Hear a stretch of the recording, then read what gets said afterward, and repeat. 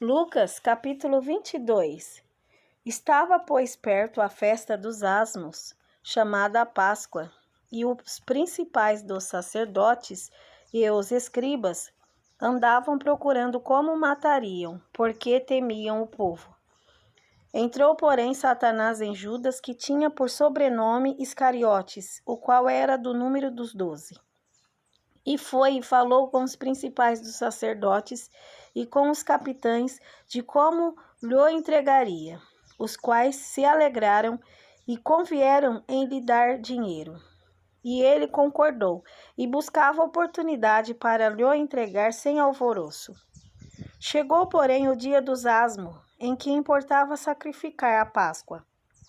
E mandou a Pedro e a João, dizendo: Ide, preparai-nos a Páscoa para que a comamos. E eles lhe perguntaram: Onde queres que a preparemos? E ele lhes disse: Eis que quando entrardes na cidade, encontrareis um homem levando um cântaro d'água. Segui-o até a casa em que ele entrar.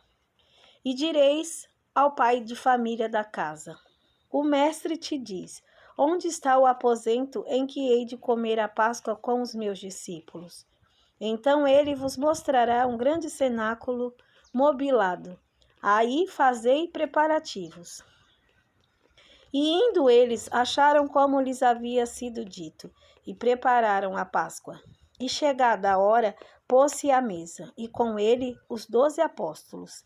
E disse-lhes: Desejei muito comer convosco esta Páscoa, antes que padeça. Porque vos digo que não a comerei mais até que ela se cumpra no reino de Deus. E tomando o cálice e havendo dado graças, disse: Tomai-o e reparti-o entre vós. Porque vos digo que já não beberei do fruto da vide até que venha o reino de Deus. E tomando o pão e havendo dado graças, partiu-o e deu-lo, dizendo: Isto é o meu corpo que por vós é dado. Fazei isto em memória de mim. Semelhantemente, tomou o cálice depois da ceia, dizendo: Este cálice é o novo testamento do meu sangue, que é derramado por vós. Mas eis que a mão do que me traz está comigo à mesa.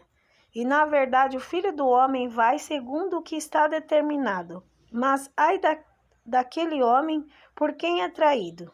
E começaram a perguntar entre si qual deles seria o que havia de fazer isto.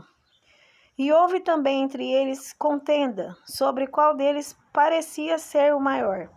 E ele lhes disse: Os reis dos gentios dominam sobre eles, e os que têm autoridade sobre eles são chamados benfeitores.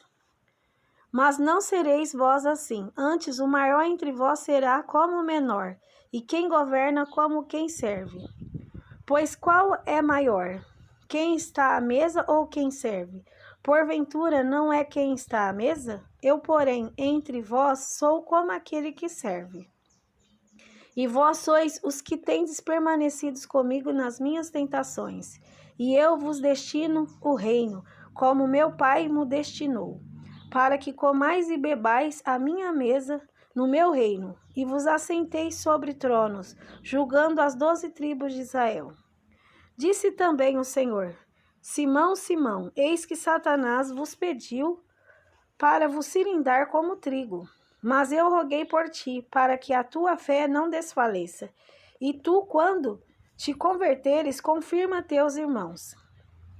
E ele lhes disse: Senhor, estou pronto a ir contigo até a prisão e a morte. Mas ele disse: Digo-te, Pedro, que não cantará hoje o galo antes que 3 vezes negues que me conheces. E disse-lhes: Quando vos mandei sem bolsa, alforge ou alparcas, faltou-vos, porventura, alguma coisa? Eles responderam: Nada. Disse-lhe, pois: Mas agora aquele que tiver bolsa, tome-a, como também o alforge, e o que não tem espada, venda o seu vestido e compre-a. Porquanto vos digo que importa que em mim se cumpra aquilo que está escrito, e com os malfeitores foi contado, porque o que está escrito de mim terá cumprimento. E eles disseram: Senhor, eis aqui 2 espadas. E ele lhes disse: basta. E saindo foi como costumava para o Monte das Oliveiras, e também os seus discípulos o seguiram. E quando chegou àquele lugar, disse-lhes: orai para que não entreis em tentação. E apartou-se deles cerca de um tiro de pedra, e pondo-se de joelho, orava, dizendo: Pai, se queres, passa de mim este cálice. Todavia, não se faça a minha vontade, mas a tua. E apareceu-lhe um anjo do céu que o confortava. E posto em agonia, orava mais intensamente. E o seu suor tornou-se em grandes gotas de sangue que corriam até o chão.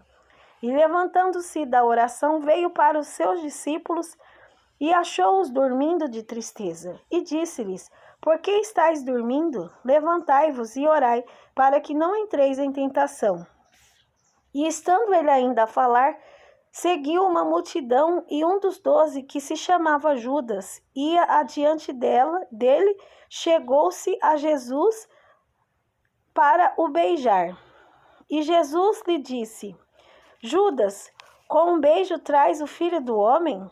E vendo-os que estavam com ele o que ia suceder, disseram-lhe: Senhor, feriremos a espada? E um deles feriu o servo do sumo sacerdote e cortou-lhe a orelha direita. E respondendo Jesus disse: deixai-os, basta. E tocando-lhe a orelha, o curou. E disse Jesus aos principais dos sacerdotes e capitães do templo e anciãos, que tinham ido contra ele: saíste como a um salteador com espadas e varapaus? Tenho estado todos os dias convosco no templo, e não estendestes as mãos contra mim, mas esta é a vossa hora e o poder das trevas. Então, prendendo, levaram e o meteram em casa do sumo sacerdote. E Pedro seguiu de longe, e havendo-se acendido fogo no meio do pátio, estando todos sentados, assentou-se Pedro entre eles. E como certa criada, vendo estar assentado ao fogo, pusesse os olhos nele, disse: este também estava com ele. Porém ele negou, dizendo: mulher, não o conheço. E um pouco depois, vendo outro, disse: tu és também deles. Mas Pedro disse: homem, não sou. E passada quase uma hora, um outro afirmava, dizendo: também este verdadeiramente estava com ele, pois também é galileu. E Pedro disse: homem, não sei o que dizes. E logo, estando ele ainda a falar, cantou o galo.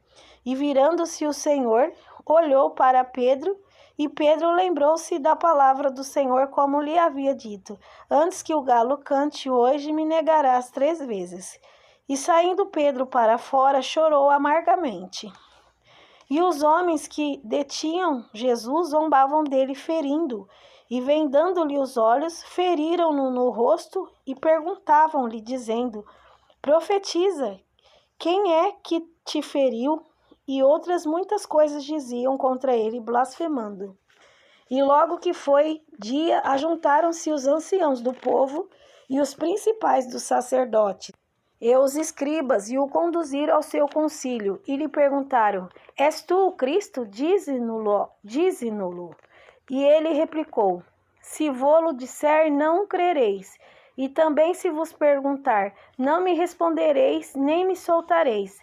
Desde agora o Filho do Homem se assentará à direita do poder de Deus. E disseram todos: logo és tu o Filho de Deus? E ele lhe disse: vós dizeis que eu sou. Então disseram: de que mais testemunho necessitamos? Pois nós mesmos ouvimos da sua boca.